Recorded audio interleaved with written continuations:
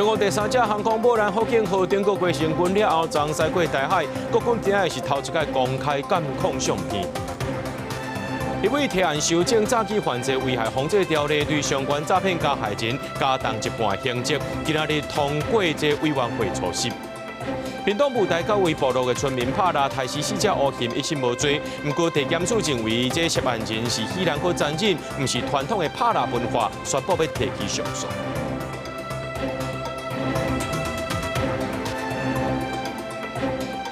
各位观众朋友，大家好，欢迎收看12月17 AM 新闻，我是嘉豪。有几位立委提案要修正诈欺犯罪危害防治条例，对相关的诈骗加害人加重一半刑责。今日咧，伫咧立法院内政委员会初审通过，那行政院的加重处罚、加速处理、加重保障的版本，也是有真侪这条立委来甲支持。这重点也包含讲加重处罚大条金额的诈欺犯罪，也增加禁车法的条款。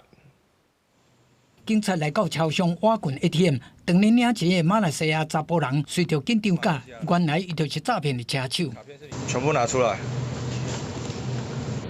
这都不是你的。看着警察，这个用观光名义来台湾的马来西亚车手，行到骹手脚软，甲拄仔领到的12万现金落到规度骹。标立警方按伊身躯顶超出4张提款卡，嘛查到伊短3天内总共替诈骗集团领150万。因为诈骗集团使使利用非本国人甲18岁以下80岁以上的民众，犯罪情形大量增加。几名立委提案修法，若准有相关的行为，就要加重伊刑度1/2。立法院内政委员会第17已经初审通过。以未显示号码的方式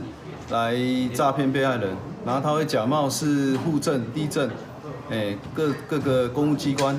来诱骗被害人。台东警方查到诈骗机房，发现嫌犯利用网络电话交换机，把诈骗电话转做无显示号码，再继续检警机关甲人骗。为了强化当上行政版的诈欺犯罪危害防治条例修正草案，就以处罚加重、处理加速、保障加强3大方向做目标，得到朝野立委的支持。重点包括针对大额诈欺犯罪刑责提悬，诈骗金额1亿以上，刑期7年起跳；诈骗1000万的关5年到12年；诈骗100万处3年到10年有期徒刑。同时阵增加禁止车罚条款，就是诈骗案被告伫支付财产损失还是调解金进前，若是有车罚浪费行为，会做犯于判刑轻重的标准。内政部长讲，牵涉跨国诈骗的太出集团，伫台湾带高级别装驶高级车，对被害人无公平。现在诈骗犯罪的一个增高，还有它的手法越来越复杂化我们应该要加强规范诈骗，然后去加重它的刑责。学者表示讲，诈骗集团的手路直直咧换新，相关法律的规定嘛应该要随时检讨修正，而且就要整合跨部会资源，来加强被害人的保护甲补偿机制。记者综合报道。司法部推动数位凭证配包啊，民众会当甲自然人凭证、健保卡、驾照等数位证件家己去手机啊。若准备身份验证的时阵呢，用这手机啊去感应就好。司法部表示讲，民众会当选讲敢要来公开家己的个资。部长林基敬也强调，这资料呢袂欠伫咧中央的资料库，会分散伫咧手机啊，这资料绝对袂纳销出去。配包内底各种证件，未来会使拢刷到手机内底，建立数位凭证的配包啊，下载 App 输入个人资料，申请无同的电子卡。若是学生想要出入学校，会使使用学生的电子卡，比一个就会使开柜啊，也是开门咯。应用是在学校校园，或者是在住宿啦、饭店啦，或者是休闲的等等的场合都可以做。若去超商提回相关上看凭证，扫描一个店员就知影讲提回号码，什么证件拢唔免提出来。就可以用数位凭证皮夹，那你就不需要再提供实体证件，就可以拿到你的包裹。推动数位凭证配包的司法部指出，超商提回民众用凭证就使领包裹，唔免烦恼讲去过所在也是做过代志外泄咯。我们的电信业者端并不会知道，会大大的保护民众的所谓的数位足迹不会被追踪。部长林美健讲，民众有在选备显示什么资料，无像有提供纸本身份证，连爸母、翁婿也是假的名，甚至连字迹拢互看到，并且强调袂有个人资料外泄的这个问题。技术的架构，我们并不是把这些讯息通通集中在一个中央式的资料库里面，我们是分散在个人的那个手机里面，并没有因为做这个数位凭证皮夹让这个资料流到别的地方。对门禁出入、网络买物件提回，再搁到租车验证、学历验证、司法报告、所谓病情配包啊，和生活更加方便，转成试营运，再慢慢来推广。严格万一手机若是落去、放无去，是毋是有更加大的风险呢？司法部讲，民众只要设定好面也是基本的扫描，若是有这功能，就算手机落去，别人也无倒来使用。记者综合报道。感谢昨年助理会风波去互停职的新竹市长高虹安，昨二审判决出来，贪污的部分是无罪。也那这新竹市政府随甲复职申请书寄出来，内政部长刘世芳今下晡证实讲已经批准完成。高虹安也讲有收到内政部的回函，明仔载就去上班。希望在什么时候复职，当然是越快越好。社工希望会使赶紧复职的新竹市长高虹安，下晡内政部长刘世芳就证实已经签批伊的复职申请书。高虹安的这个复职的部分，其实我们今天早上诈防条例审完的时候，那个公文已经签了。刘世芳解释，高虹安停职1年5个月薪水会由新竹市府计算补发。随后，高虹安也讲已经收到内政部回公文，办事早起就等于到市府报到上班。17出现时阵也强调无违纪新竹市民的托付。民众从一开始选举市长投票，到后来的反罢免投票，其实我的身上等于是背负了2次选民托付的责任。立法院组织法第32条当中，确实是有修法比较不明确的地方。对着立法院助理会制度，高虹安也讲，希望相关法案用来讨论甲查清楚。因为各界关心高院判决理由之一，是根据立法院函后指出，工会助理的经费是立委补助费的性质，互法官认定讲相关费用，立委会使寻求使用这经费。有人在质疑说，立院这边是不是护航高虹安的官司这样？完全没有，完全没有。谢谢。公费助理的这个费用的细节，依法处理。好，依法处理。由国民党立委陈玉珍最近也提出修法，甲助理费改由立委统筹运用，而且免用收据核销，被质疑为助理费独罪化，引发争议。好的制度应该是要给予主事者更多的弹性，但是这个弹性绝对不是把助理的费用变成自己的薪资。我也赞同，不太适合再把公费助理放在立法院组织法里面。哈，专法我觉得完全没有必要，因为中华民国什么都不多，就法律太多了哈。专法里面再用任用，那请问他是公务人员吗？有法律学者提醒，若甲助理费回离立委的口座，会造成税负的问题，建议应该制定专法。不过，也有人是反对。这法案进行实质审查了后，一定会再引起调查争议。记者综合报道。也那高虹安伫2审的时阵，这贪污部分互判无罪。高等法院呢是依这立法院函复的内容，认为依照立法院组织法，这工会助理经费是立委门政需要的补助费用，所以该判贪污罪无罪。对律师指出讲，既然是补助性质，代表这助理的薪水，敢若是补助的一部分尔，应该爱互这委员有春秋的空间。也有学者是认为讲呢，这国会助理应该是国会的资产。还要比较美国公开透明，选民才会当来监督。新竹市长高虹安涉嫌在做立委的时诈领助理费，防照贪污罪起诉，一审是重判7年4个月。不过二审以立法院函复的内容，认为照立法院组织法，工会助理的经费是立法院民政需要的补助费。所以是该判贪污罪无罪，但是犯着公务人员定载不实的伪造文书罪。针对助理费制度话议题，拜三有一场公听会，有律师指出，既然是补助费的性质，应当予委员在咧运用的时有压缩比的空间。很类似那个国科会的研究补助费嘛。如果是以这一个概念去看它的话，其实它的用途是很多元的嘛。只要是为了助理的研究而给予的补助，都应该是这一个费用的范围内。那助理的薪资只会是这一个费用的其中一个支出的项目。但是，毛学者以美国国会的助理制度提供建议，认为台湾的助理聘用单位应当是该自国会，唔那通稳定人才库，嘛好又比较美国，和助理名册、薪水和人事背景拢公开透明，安尼选民才通监督。也跟我们现在提案的一个差别就是，第一个，它必须要公布在网站上面，必须要公布在这个国会的这个预算书里面，在这个新的这个草案里面呢，都没有包括进来，甚至把它排斥掉啊。比如说有关亲人的任用上啊，我刚刚举的这几个先进民主国家的国会例子来看，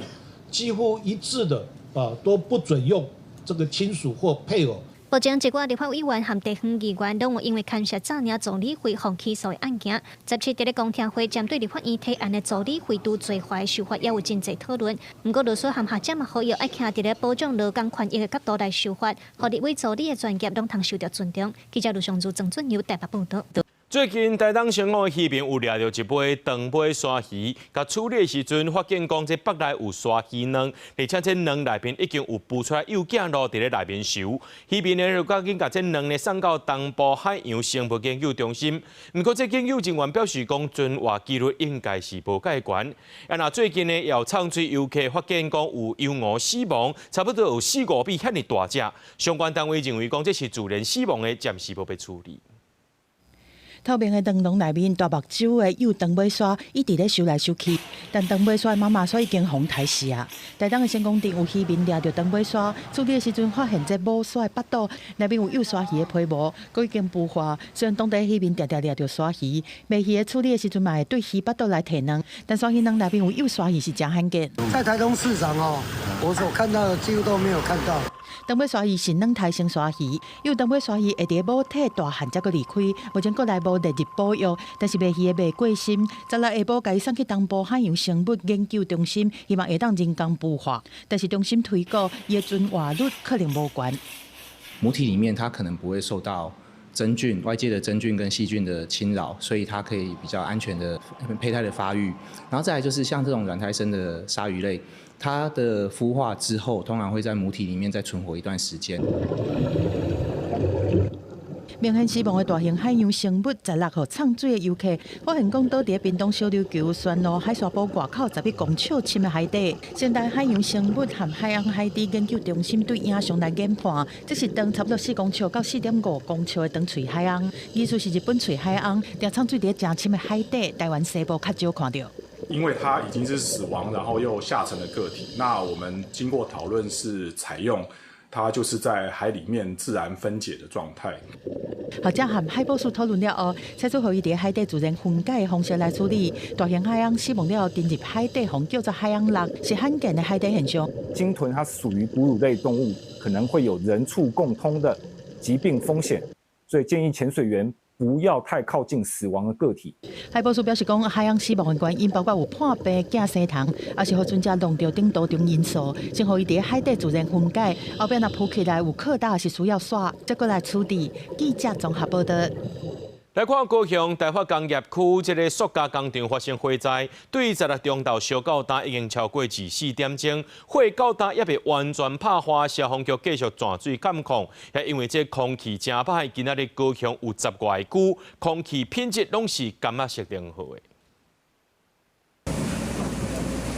因为高导火物件侪规个拢翕伫咧建筑物内底烧，消防局16暗时10点外紧急调怪手来卡壁，继续钻水抢救，一直到17晚到台北工业区塑胶工厂的大火也未完全拍花，火场也是有乌烟清出来，这场大火已经烧超过24点钟。因为目前进行到残火处理的阶段，那现场还有一些建筑物倒塌的部分覆盖，那还有一些塑胶制品的部分没办法直接攻击，所以必须搭配重机去。一边开挖一边以水线来做灭火。昨的话，伊的烟足大的，所以阮遮的窗仔门拢全部关起来，阮的人拢会戴口罩安尼。今日较好啊！做食业者欢喜火势得到控制，带电也赶来清洗电塔顶悬熏甲乌麻麻的灰啊。虽然乌烟有变细港，不过空气当中也是有纯纯的臭味。其中林园地区自昨暗甲打一直有民众环境空气歹，环境部也发出红色警报。今日上午火势扑灭，残火处理中，调阅周边微型感测器以及空污小组检测悬浮微粒等各项数据，目前已趋近背景值。环保局全程持续监测空品，就是戴口罩，然后减少户外活动的那个机会，然后那个体能课尽量就是调整为室内活动这样。因为火也未完全拍花，附近国小除了要求囡仔挂喙暗以外，嘛爱减少户外活动。环保局提醒，会场的部分会持续监控，因为今仔日高雄市有10外区的空气品质拢是感觉色的，耳根敏感的民众若要出外，都爱挂喙暗保护家己。记者邝家族顾教用高雄场报道。台南昨昏呢有驾驶假酒赛车弄死一个23岁姓陈的查甫清洁队员，也因为这死者的身份呢是委外人员，敢有适用环境部因为公务死亡的补偿金引起议论。另外呢，这款假酒赛车是一再发生，酒驾防治社会关怀协会就讲，这5年来酒驾致死案件内面呢，法官拢判了伤过轻啊，根本就无吓惊的效果。 踮一台民间清洁车停在路边收垃圾，23岁姓陈随车的查某清洁员，最后一个姓郑驾驶大力甲挤落去，查某清洁员当场死亡。又搁是食酒弄死人事件，民众拢真生气。这不应该啊！因为你安尼你害一个家庭啊搁一个遮尔少年的性命遮尔早，搁是你是啉酒，发生这种车祸而且我在现场看很多人愤愤不平，我就都看到有的人要上去打他这样子。主要包着安平本色清运的公司强调已经积极介入，启动所有保险甲法律协助机制。不过个死者身份是民间公司的人，并不是台南市环保局在野的人，所以环境部的公布死亡的赔偿金可能会出问题。局长努力了一个上午，就是应该是没有初步的结果。那所以局长一告诉我的时候，我也马上致电给林俊宪委员，那请委员跟环境部积极来争取这一笔120万的记住金。这边就先启动，然后就是环保局这边也有提供说一些资源，然后可以跟那个劳工部这边申请的东西，我们都会一并去做询问。 弄死清洁员的驾驶食酒赛车，网络有人咧讲要甲伊的店名改做台南看酒所。为了防止这伤超过的行为，地方警察局加强巡这间店试酒回。这个车主正讲无赛车，以上地检署了后，同款甲扣起来。乃至准这5单食酒弄死人案件，法官实际判刑平均刑度37.8个月，搁无到3年2个月。这个安尼敢真正有效防止安尼代志搁发生。 期待就是说，在法律司法这一块呢，判刑刑度要重，才能遏制。就算警方加强处理掠食酒赛车，有议员批评，台南市干那一天就有24件食酒赛车，那安尼无去防掠到的佫较济。因认为真正要紧的是，唔通互民众想讲无掠到就无代志，看呢敢会当减少发生悲剧的代志。记者苏台南采访报道。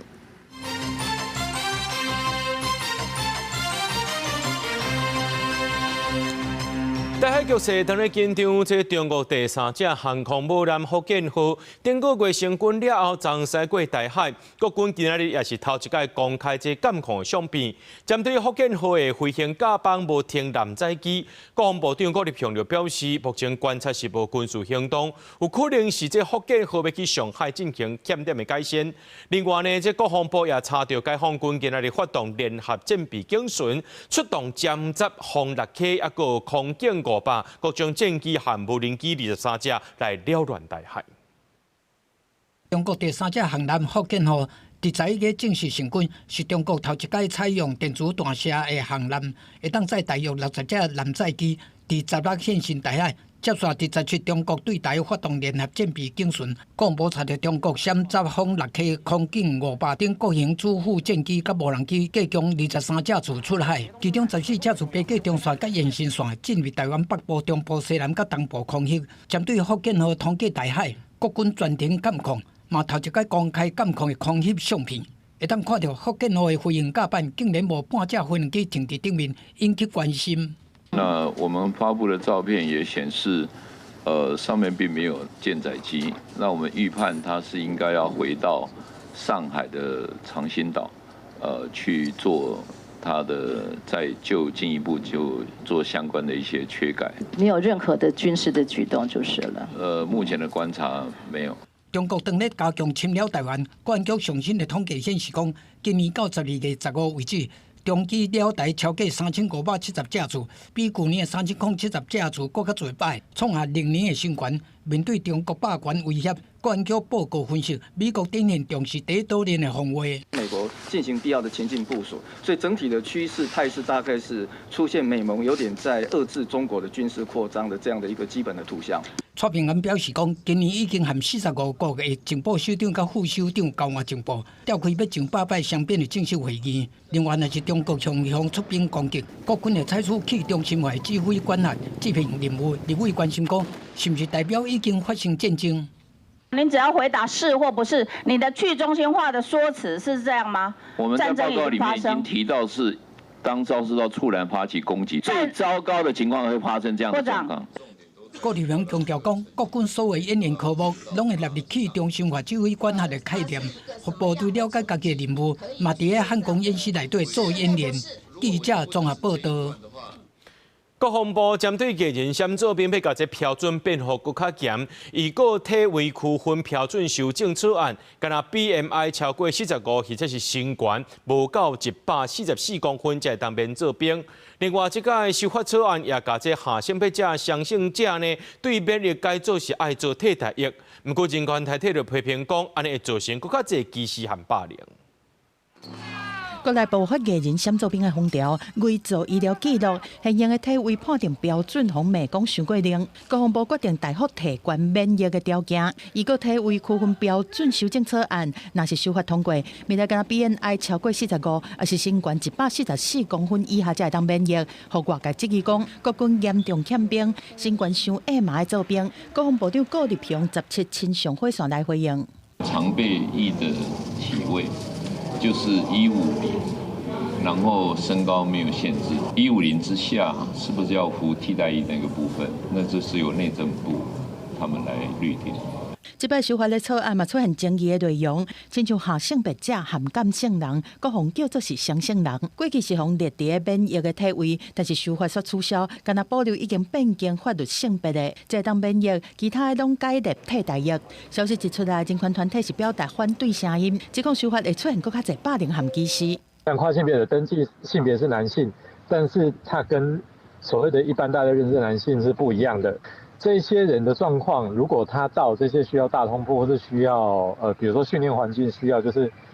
甚至比如说一起洗澡这种地方下，这种地方对于跨性别者或是间性人是非常非常危险的。根据台湾判例权益推动联盟的统计，因为性别认同无同款会当免疫的，平均当年差不多80个。吴怡婷认为讲替代役在成功领受训，等于是接受军事化管理，下性别女性都要面对大家做伙困伫总铺，医疗资源无够，佮有做伙洗身躯的可能性，含顶原人含隔壁的兵，若是性别无优先，那有可能造成下性别者、感性人在做兵的期间身心出问题。那政策的调整之后，每一位国民、每一位公民都必须要遵守相关的法令规章，那不应该有特殊案例。任何性别取向在军中或职场都不应该受到性别歧视跟霸凌，无论是不替代役或者是班兵役。吴怡婷表示讲，已经接到真侪民众的真情，无排除采取行动，向国防部和内政部表达诉求。立委强调，做兵是国民应该尽的义务，但是国防部嘛应该听外界意见，建构性别友善的做兵的环境。记者综合报道。劳动部预告就业保险法修法，除了把这投保年龄65岁以上限制抬掉以外，另外也带条件延长要件留职停薪的津贴到7个月。此案预告24天按算明年送予行政院。为着因应双就业、双照顾，中高龄和高龄促进就业的政策，劳动部推动就业保险法修法，重点包括扩大加保的年纪、缩短申请失业给付等待期的条件等。除了提掉投保年纪65岁的限制，嘛要增加要件假的津贴，促进家庭内性别分工的平等。这次我们增订了让抚育同一个子女的双亲，临满6个月育婴留职停薪的时候，在后续育婴留职停薪期间，可以依照规定各再请领第7个月的育婴留职停薪津贴。妇女团体虽然肯定政策，不过认为现时的要件价以平均月投保上悬45808成来算，对查甫人来讲实在是无够开销。这个政策的成效恐怕不能期待它太高。政府最重要的就是把就业保险的天花板可能要适度的向上提升，这样子育婴留职停薪津贴才会有诱因让爸爸愿意休假。劳工团体讲，这个修法是因应中高龄甲高龄就业者促进专法和劳动基准法修法，劳资双方协商了后，会当延后强制退休的年纪来修订，安尼会当提升中高龄劳工的保障。我们用这个就业保险，它里头有相关的这个失业给付等等的这个津贴，来填补这群高龄者真的进入到职场之后，他如果真的不幸失业的时候，最起码他还是可以拥有一定的老年经济的这个安全的这个保障。杨书伟阁进一步表示讲，以台湾劳动年纪的结果来看，中高龄者的劳动参与率比外国较低，建议政府要按前端保障来促进就业平等，降低职场歧视这块方向来改善。记者综合报道。乐生疗养院已经登录做历史建筑和文化景观，也那这乐生保留运动已经是20年了。民间团体是认为讲，就算62栋的院舍有修复，不过这院面的生活分裂已经去互破坏，所以行政院就要下步回来协调，和乐生呢用文化资产的形式对卫福部改去文化部管理。听着人咧唱歌，我感觉也是，还是要一直做。记录乐生20年保留运动的大风之岛，7月才得到台北电影节最佳纪录片的肯定。不过，对乐生园区未来，就算政府2017年核定超过11个计划经费，并且完成62栋院舍修复，不过兵团质疑，敢若无到保存人家空间所在所构成的历史记忆。乐生的院区现在空有硬体，没有软体，人权、历史与公共卫生相关的记忆正在面临流失的危机。现在我们开始遇到流失的2.0，迫于经营的压力，将这一些40几栋的空房子分区标租，租给与乐生过去完全没有关系的产业。青年乐生联名这团体17号行政院定前，呼吁行政院调规划部会协调会，和乐生改以文化资产的形式，由文化部主管，并且要求实际参与园区规划决策。也认为这阵就是因为定位无明确，叫乐生面临被分区标注的文化拆开。乐生疗养院目前已经被登录为历史建筑以及文化景观。据了解，卫福部规划设立博物馆作为文化保存，而院方呢，则是有意将部分院舍对外招租，以空间换取更多经费。那么之前我们开始要租这的时候，是说那个租金要还可以收蛮丰富的，但是对于非营利组织来讲，其实是不太可能这样子来透过这种所谓商品化的过程来做营运。民团讲，虽然即阵使用7点的大灶卡，也未放列入招标范围，不过也烦恼讲，以后申请恐惊真困难。也乐生疗养院将做台湾世界遗产未来发挥的所在之一，见证历史时期到即阵汉生病人的人权历史甲社会变迁。对此，文化部长李婉也讲，会甲卫福部参详乐生的规划，尤其是伫纪录片《大风之岛》了后，希望说对文化角度有更加多用好好解决的方案。记者综合报道。彰化梨林的永盛纸业今日举行扩建说明会，这反对的自救会成员和环保团体去到现场抗议，因认为讲业者违反真侪届这空污也个水污染，影响到环境甲生态。业者强调讲是依照顶一届环评审查建议召开说明会，县政府也讲会等业者修正补件，搁再进行审查。反对龙城扩建，反对龙城扩建。 50个自救会民众甲环保团体提票语抗议，反对扩建案。永盛纸公司离任手的扩建计划，搁伫个环评审查阶段，第10月举行环境说明书、健康风险评估规划甲范围说明会。当地里长甲环保团体批评纸厂影响环境生态问题真严重。也关系到这个空气、水、土壤、甲交通等等，阮的身体健康种方面，拢最重大的啦。它的废水不能只针对它排放口，出海口就是大城潮间带，因为那个水还有饮用灌溉的部分，这个都应该要纳入评估。但是我们看到这完全没有，甚至连潮间带的评估也没有。彰化县环保人民讲，去年7月底落大雨，永盛纸业离任手的垃圾水溢出来，污染农地，互环保局照水无法罚6万几块。今年11月27日，讲翕到厂区放流块排出按历史激潮的垃圾水，对业者的健康风险评估拢无信心。业者表示讲，说明的就是针对去年12月23第5摆环评审查的建议来调开，用厂区做中心10公里四方的范围内，包括梨林、丰原、大城等等的民众甲民间族群，来收集资料评估危害性化学物质对人体的影响。今天的这个说明会，主要是因应去年年底，环保局在召开环评委员会的审查之后，所针对民众所提出的一个建议案，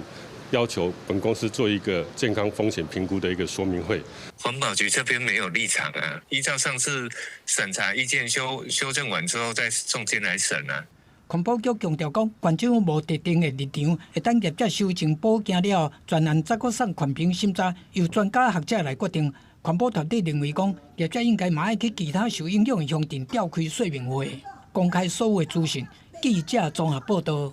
中华国道1号上北192公里路段8日的时阵呢，有一台载铁顶仔的货车，因为火龙白了无好势，白无安，这铁顶仔压到规个高速公路，后壁驾驶是袂护闪，直接落去搞到这铁顶仔，加才是无人着伤。国道警察调监视器抓人，也找到这现场的驾驶，上当听好罚到1,800块。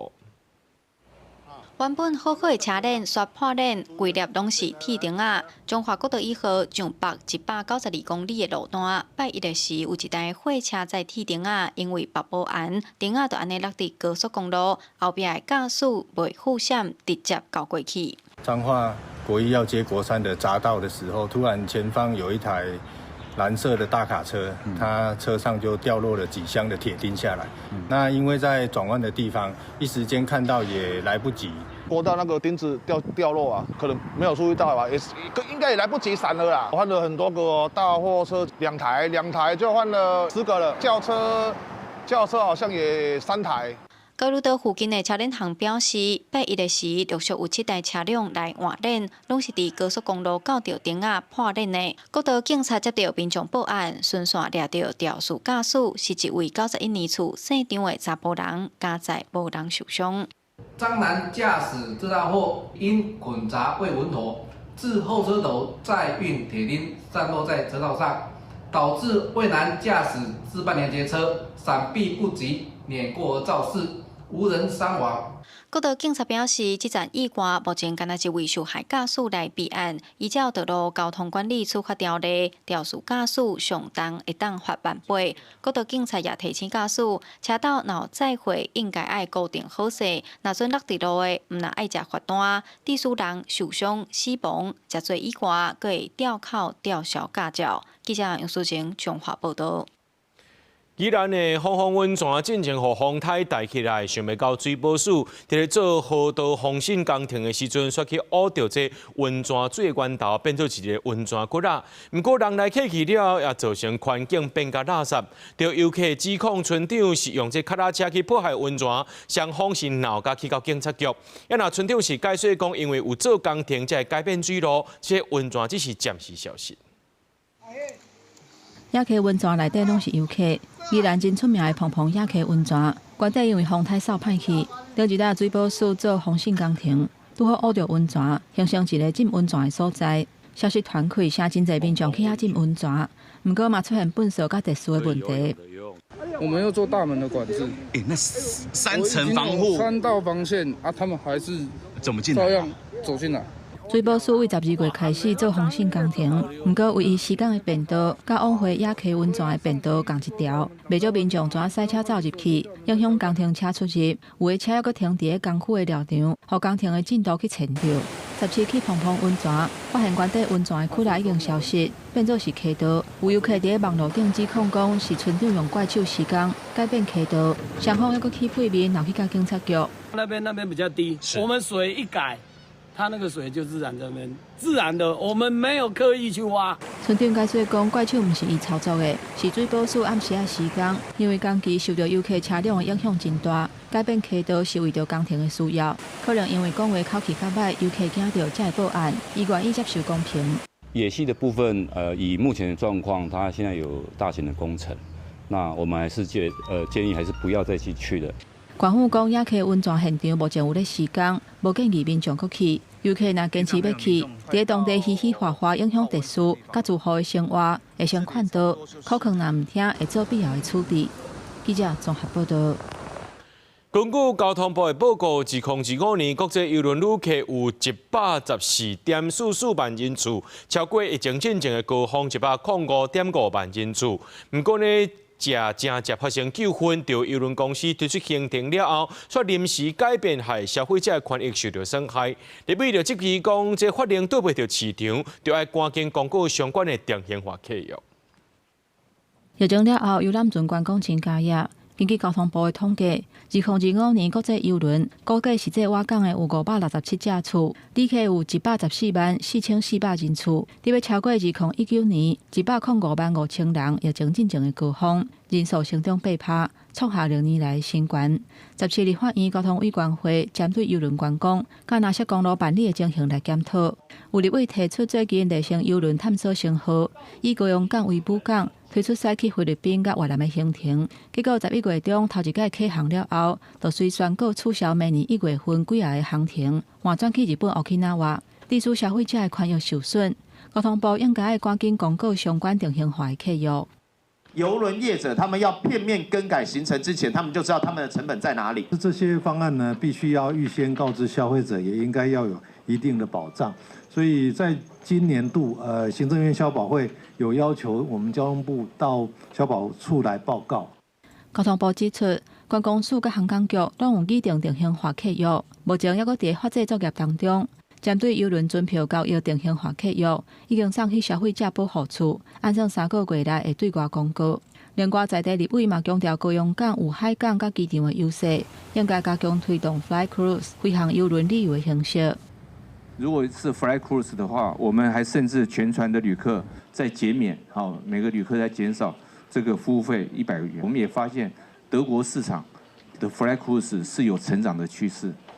那我们觉得欧洲线这个部分，我们觉得也是可以开源的一个重要的来源。交通部强调讲，拢有做相关减便的措施。另外，针对哪些公路的情形，目前国内海运、客运固定的航线拢总有25条。每一年旅客总人次有到500万至600万之间。嘛强调讲，会透过持续改善离岛的交通船，推广海洋观光等等的措施，促进哪些公路的发展。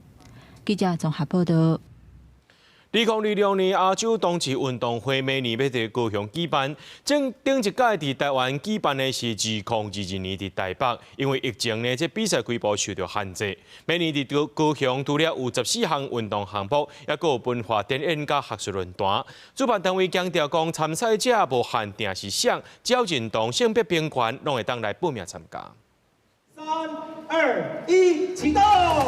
耶！这些贵宾甲家规啊，拄好破，代表2026亚洲冬季运动会伫高雄起鼓咯。这场亚洲规模上大的冬季运动会，顶一回来台湾办已经是2022年。迄当阵办伫咧台北，因为疫情，比赛规模甲参加人数拢受到限制。明年总算阁轮转来台湾办。亚洲冬季运动联盟主席讲，冬季运动会总部是伫台湾，是少数中国无法度出骹手的国际比赛。明年4月会有10个国家来参加，会当互国际看到咱台湾对性别平权的重视。同志运动会是一种全民运动的概念，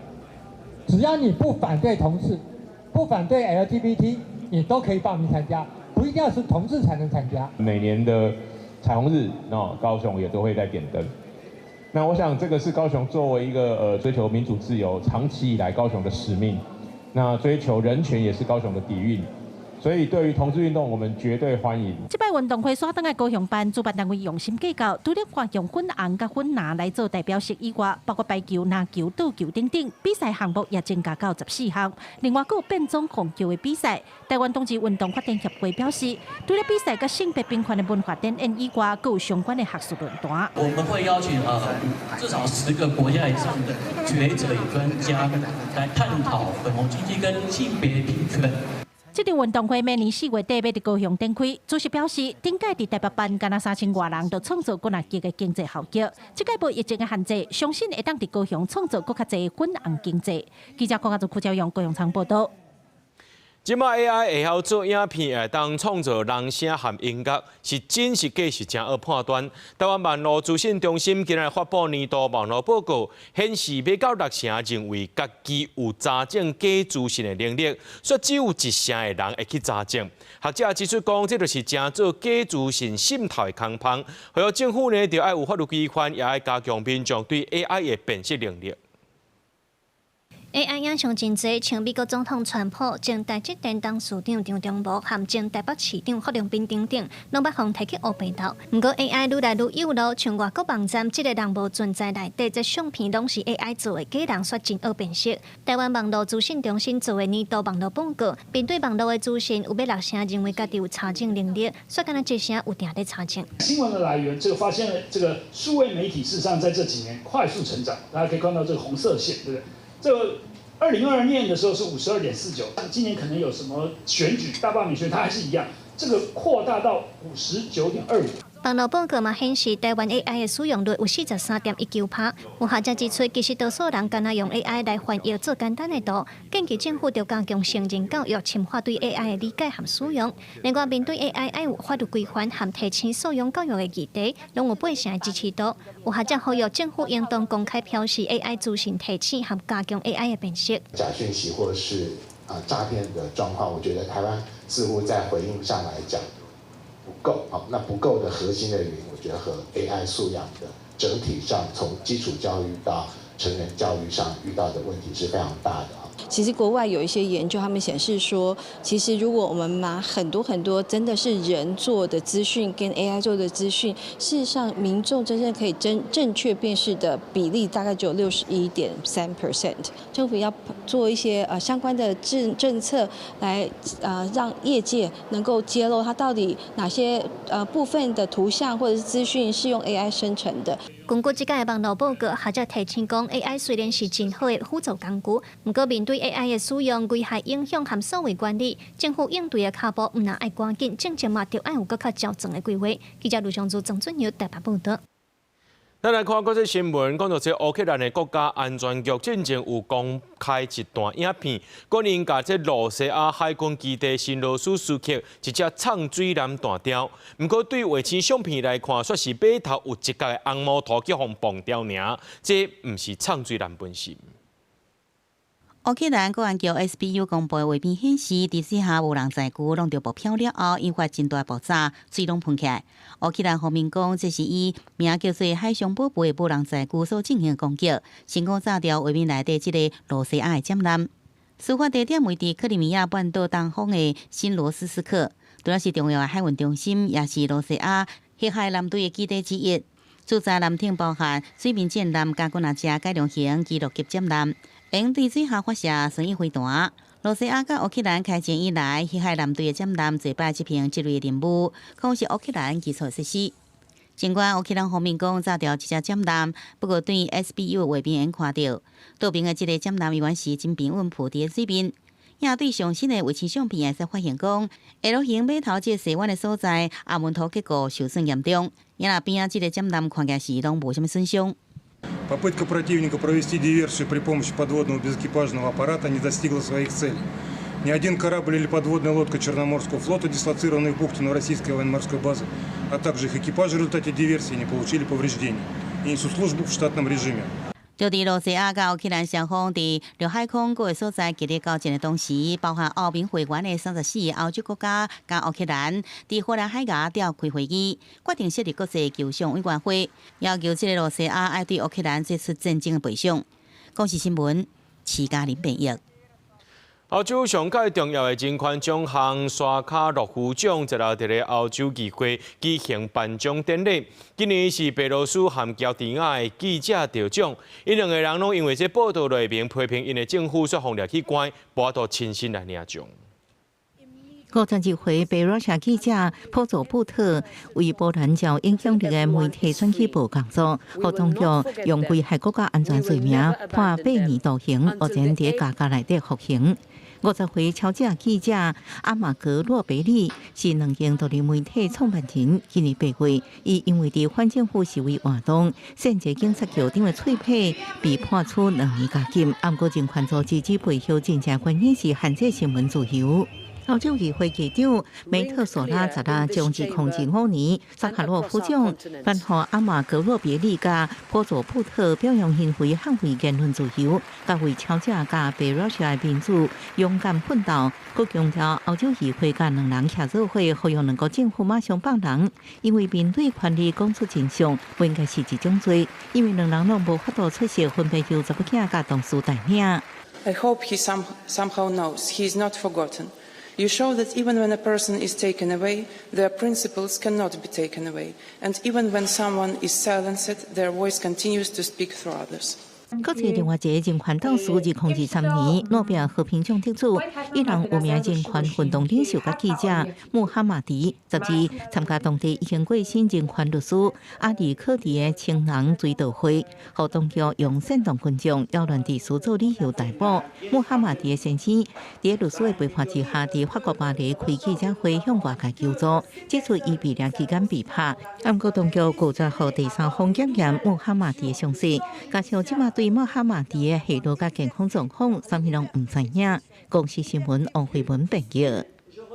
美国联邦调查局掠到一张加州跨年连环炸弹的攻击音标，一个自称是孤岛解放阵线的极端组织，暗算伫咧洛城一个南加州几个所在，甲家己制造的这个炸弹点火爆炸，锁定美国企业和移民执法人员，警方目前也掠到4个嫌犯啊。联邦检方公布4个防起诉的相片，因拢是为洛杉矶来的，防指控要伫跨年暗时发起炸弹攻击，搁有无登记的破坏性装置，未来可能有更较侪罪名。The individuals were arrested on Friday, December 12th, when the group attempted to construct and detonate IEDs out in the desert. Carol and her co-defendant Zachary Page led the effort to obtain and build the bombs and to recruit others to join in their plot. Carol also made clear her desires. She said, quote, "What we are doing will be considered a terrorist act." 这个计划号做半暝太阳行动，主嫌卡隆尼在美国捌甲一份白页用手写的计划交予一个警察的眼线，内容写甲真详细，讲要安怎伫咧跨年迄暗，伫南加州至少5个所在放炸弹卡网，针对2间美国公司伫上时用好帮。They had precursor chemicals there, and they were going to create these bombs. What they are starting to do is put their chemicals and wares and the components out on the table. 警方伫卡隆尼的主体找到真侪张孤岛解放阵线相关的宣传物品，顶头阁写美国去死、孤岛甲巴勒斯坦万岁、甲 ICE 车柄等等的字。搁伫另外一个所在找到完整的攻击计划文稿。检方表示，这4个人拢是孤岛解放阵线洛杉矶分支接近成员，伫咧社群媒体顶头自称反资本、反政府，而且搁有挖进巴勒斯坦、强烈反执法的想法。除了跨年迄暗连环爆炸，嫌犯搁伫咧加密通讯群组内底讨论明年1月、2月要用途做的炸弹攻击居民、甲海关执法人员的车甲人。联邦调查局表示，这摆行动提前出手，才及时甲跨年恐怖攻击挡落来。公司新闻黄文玲编译。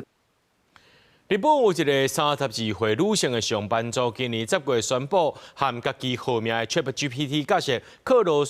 斯呢举行婚礼。对伊来讲呢，和这克罗斯斗阵会感觉到平静和幸福。不过专家也讲，这是一种新型的心理健康问题 ，AI 精神病。手提新娘花，新娘也靠游离奶慢慢地行过红地毯，走向伊的人生伴侣 AI 人工智慧克劳斯。今年32岁也靠小姐，本来只是为了敢要和未婚夫结婚的代志，请教 ChatGPT 的意见。伫伊听 ChatGPT 的意见和未婚夫分手了后，伊就开始和 ChatGPT 开讲，而且创建出一个 ChatGPT 般的角色克劳斯。伫一天搁一天的对话内面，伊所去介意着这个虚拟的对象。そこからだんだん仲良くなって、私がクラウスさんを好きになって、でお付き合いをして、でしばらくしてプロポーズを一緒いただいたので OK して、で今は夫婦になりました。除了无请人客来参加以外，野口小姐的婚礼就和传统的婚礼同款，野口挂一支 AR 扩增实境的目镜，看到伊的新郎克劳斯，透过婚顾公司的帮助，互相讲结婚的感言，嘛有互相挂手指这个部分。综合外国媒体报道，这种婚姻在日本并无受到法律的认可，但是数据显示讲，未来可能会出现更较侪这种婚姻。有一项调查的数据显示，讲受访的1000个民众内面，有超过半数人介意和开讲机器人讲心事的程度，比和好朋友和父母更较侪。这种互科技界和商业领域拢在小的人工智慧革命，互专家警告讲，互就是群体接触到有操控性的 AI 生成诱骗有风险，嘛出现新型的心理健康问题 AI 精神病。AI はいつでもすぐに答えてくれますので、相談する側もですね、精神的な負荷っていうのが非常に軽いということですね。他の人に言えないこと、恥ずかしいことであるとか、あるいは言ったら嫌われそうなことでも AI だったら言えてしまうということがあります。でさらに、肯定してくれる、話し相手になってくれるということですね。专家表示讲，伫使用 AI 的时阵，用户需要特别注意，避免过度挖靠伊，造成破断裂缝。另外，想过积极使用 AI 嘛，自然会产生医疗关系。不过，对野口小姐来讲，和柯老师斗阵是解决较早看医生和请假拢无法度解决的情绪爆发，和家己伤害家己的冲动。伊得到的平静和幸福，比实际陪伴更较济嘛，更较重要。公司新闻单市同朋友。咱做伙来看明仔载天气。